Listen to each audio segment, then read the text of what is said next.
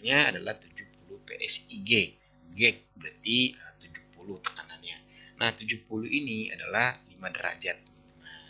Nah, kenapa diisi 5 derajat? Kenapa diisi 70 PSIG? Nah, sebenarnya patokannya itu di sini, teman-teman. Jadi, kalau teman-teman ngisinya 70, nah berarti teman-teman pengen in EPUB-nya itu 5 derajat. Nah, kalau teman-teman ingin isi 1 derajat, berarti nanti cari aja tuh di aplikasi Refto ada tuh. Nah, 1 derajat itu kurang lebih 60, salah deh ya, 60, berapa gitu, atau 59. Saya kurang hafal. Nah, karena saya isinya 5 derajat ya, berarti kalau saya konversikan tekanan itu sampai 70 PSIG. Nah, ini yang di pipa kecil ya, atau pipa tekan, atau apa tuh, discharge-nya itu adalah 83. Halo teman-teman, kembali lagi di channel saya Engineer TV. Hari ini kita akan membahas tentang siklus refrigerasi. Kita tahu bahwa refrigerasi itu adalah cara untuk merubah atau membuang tingkat suhu dari suatu produk atau ruangan supaya suhu lebih rendah dari suhu lingkungan di sekitarnya dengan cara menyerap panas dari produk atau ruangan. Nah, siklus refrigerasi itu dibagi setahu saya menjadi 5. Yang pertama adalah siklus kompresi uap, yang kita tahu sendiri teman-teman yang bisa kita gunakan. Kemudian adalah siklus gas. Yang ketiga adalah siklus bertingkat. Dan keempat adalah siklus absorpsi. Dan yang terakhir adalah siklus termoelektrik. Nah, yang di video ini kita hanya membahas tentang siklus kompresi uap. Sebenarnya ini udah pernah saya bahas, namun ini lebih mendetail ya, karena saya yang bahas tentang refrigeran 22 saja. Refrigeran itu sebenarnya ada banyak yang kita tahu di lapangan. Ada 22, 32, 410, ya, 404, dan masih banyak lagi. Nah, kita tahu ya teman-teman yang tadi saya bilang refrigerasi dibagi menjadi 5. Nah, kemudian sini saya hanya mensimulasikan secara animasi. Jika ada kesalahan dari video ini, mohon dikoreksi teman-teman di kolom komentar. Nah, yang pertama-tama saya akan membuat simulasi dari tekanan si kompresor ya teman-teman ya. Kita tahu sendiri bahwa refrigerasi itu mempunyai 4 komponen yang sangat penting. Yang pertama ada kompresor untuk menekan si refrigeran. Kemudian ada kondensor untuk melepas kalor. Di sini ada pertukaran kalor nantinya. Kemudian ada pipa kapiler untuk menurunkan tekanan dan temperatur akan secara otomatis berbanding sama dengan tekanan. Kemudian yang terakhir ada evaporator untuk menyerap kalor dalam ruangan. Nah, di sini saya berbicara tentang AC ya, untuk gampangnya saja. Di sini ada analiser atau manifold ya teman-teman bisa mengetahui. Di sini ada keterangan low temperatur untuk pressure liquid ya, yang cair, kemudian ada low pressure tekanan ya, yang secara gas, dan di sini adalah high temperatur ya, yang gasnya, kemudian di sini ada high temperatur untuk pressure liquidnya. Oke. Nah, teman-teman, sekarang kita akan masuk aja ke simulasinya. Yang pertama-tama, di sini kita anggap bahwa di sini adalah aliran refrigeran. Dari sini si kompresi, kita tahu bahwa kompresi bekerja untuk menekan si refrigeran tersebut. Pada proses ini refrigeran sudah bertekanan tinggi karena dikompres oleh si kompresor. Pada kompresi ini refrigeran mengalami superheat yang sangat tinggi. Nah, temperatur sini berkisar 83 derajat ya, Celcius. Oke. Dari sini refrigeran dia masuk menuju ke kondensor. Kita tahu sendiri ya, di sini ada kondensor. Nah, di kondensor ini kita bisa melihat teman-teman ya, bahwa terjadi superheat ya, mengalami penurunan tetapi tidak mengalami perubahan wujud. Jadi refrigeran ini masih berbentuk gas. Dari 83 ketemu 45 derajat. Nah, karena bertemu dengan udara luar. Nah, di sini ada udara luar yang saya anggap bahwa udara luar itu 31 derajat Celcius. Kemudian refrigeran mengalir terus ya, atau mengalir lanjut ya, terus dia mengalir melewati dari si kondensor yang tadi saya bilang. Nah, di sini nanti akan terjadi proses yang namanya kondensasi. Terjadi perubahan wujud refrigeran dari gas menjadi cair. Nah, tanpa merubah si temperaturnya tadi. Jadi dari sini 45 ya, ke sini dia nggak ada perubahan teman-teman. Nah, ini yang disebut dengan perubahan wujud ya, namun tekanan tidak berubah. Oke teman-teman ya. Nah, tekanan berubahnya itu nanti setelah melewati pipa kapiler atau teman-teman biasa mengenal ada juga katup ekspansi atau TXP, teman-teman ya. Nah, setelah dia melewati sini, nanti dia akan tertahan oleh si pipa kapiler, di mana pipa kapiler itu teman-teman biasa melihat itu kecil sekali seperti kita menganggap bahwa isi kabel NIM, pipa kabel NIM. Teman tahu kan, itu kecilnya kayak ukuran 2,5 mili malah. Nah, kita anggap itu kecil 1 mili lah. Nah, kemudian dari sini ya teman-teman ya, itu terjadi proses subcooling ya teman-teman ya, dimana refrigeran yang tadi dari gas itu masih menjadi cair, mengalami penurunan karena temperatur masih di atas temperatur udara sekitar. Jadi temperatur udara sekitar adalah 31 derajat.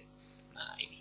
Nah, nanti untuk delta T-nya itu evaporasinya itu idealnya itu 5 sampai dengan 15. Nah, ini masih ideal, teman-teman.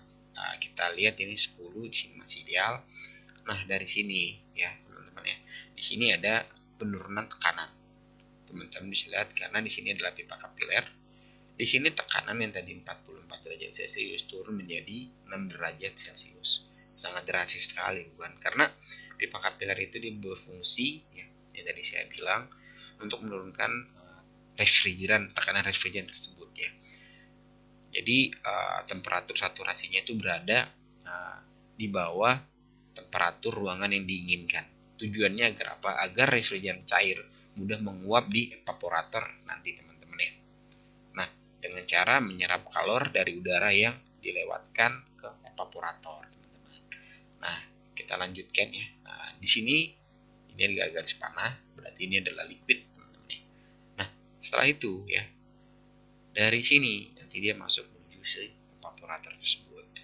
Nah, di sini nanti ada proses evaporasi, di mana refrigeran yang bertemperatur rendah menyerap kalor dari udara yang dilewatkan, ya, teman-teman ya.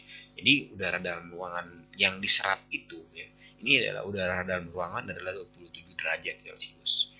Nah, nanti perubahan wujud akan terjadi juga di sini, teman-teman ya.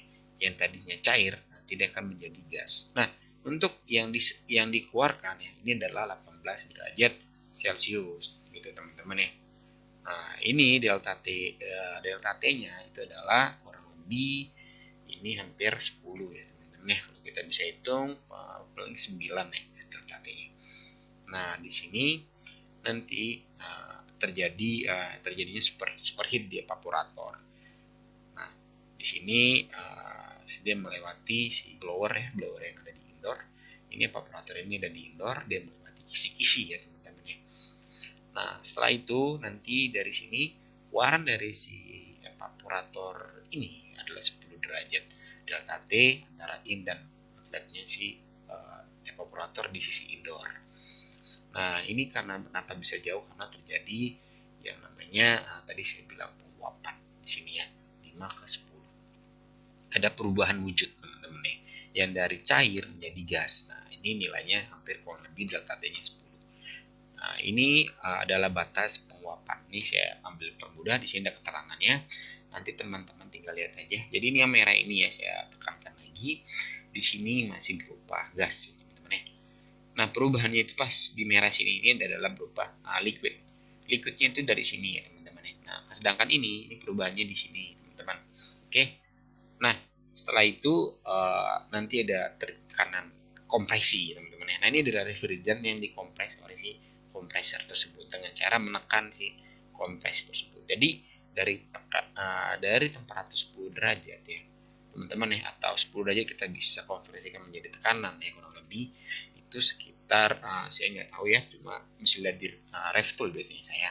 Nah, itu teman-teman bisa lihat 10 dikompres tekanan atau temperaturnya itu dia menjadi tinggi sampai 83 derajat Celcius. Nah, untuk ini ya, ini kan ini untuk three-way valve-nya di keterangan, di sini three-way valve terpasang.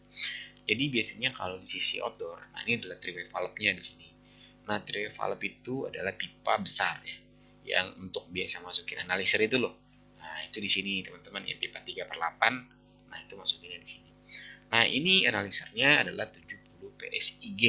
G berarti 70 tekanannya. Nah, 70 ini adalah 5 derajat, teman-teman. Nah, kenapa diisi 5 derajat?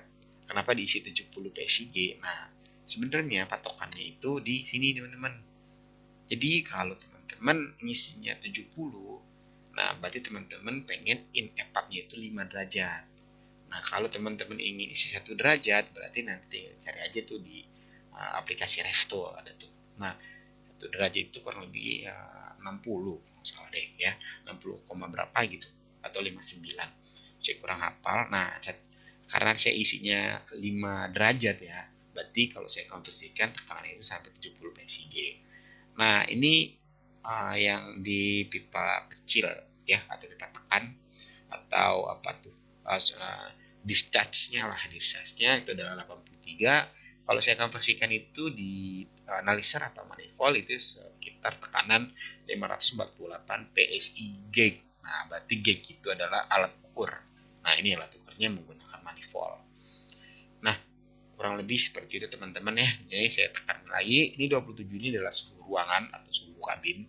Kemudian keluarannya itu adalah 18 derajat dari indoor ya teman-teman ya.